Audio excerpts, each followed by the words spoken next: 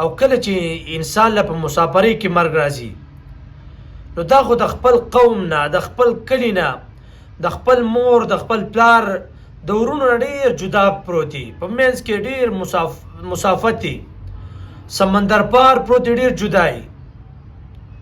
و چې کله دې له مرګ راشي، فرشته د مرګ له راشي، نو په دې باندې جړا څوک نه وي، هېڅ څوک نه وي دته تکلیف وي دا سوچ کې چې یا الله زما څخه خپل خپلوان نشته. الله رب العزت دا ټول مسافت، دا ټول کومه چې فاصله ده، دا فاصله د مخ نه لرې کړي، دې انسان ته خپل مور پلار خاندان دا مخامخ کړي، دې انسان باندې بیا دومره سخته نه تېرېږي او د جړا څوک پې نه وي. قسم دی الله دومره خفه کېږي. الله رب العزت فرشتو ته وایي ای فرشتو تاسو په دې انسان باندې او زما په دې بنده باندې وجاړئ چې دې بنده ته دا محسوسه نه شي چې زما څوک شته نه دی. الله داسې ذات دی. نو مرګ دا بالکل اچانک راځي.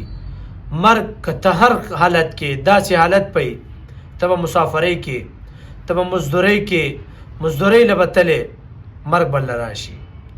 ته به داسې حالت کې چې هغه حالات به د مرګ نه وي، ټول خلک به تا ته په تمې، خاندان به تا باندې راټولي، کار به کې، بچي به وي، لیکن چې کله له مرګ راشي د هر څه به تسو نه شي. نو هر حالات کې د الله رب العزت د مرګ ته بالکل به تیار اوسېږي.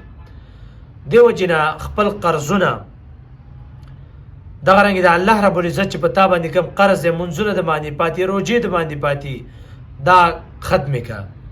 که د چا د باندې قرض وي، قرض ورکړه، ځکه د مرګ دې پته نه لګي. یا خلک ولیکي اوسید دا هر څه ولیکي چې ما باندې دومره پیسې دي، ما باندې دومره دي، ما په چا باندې دومره دي. دې وجې نه لیکل دا ډېر ښه شی دی.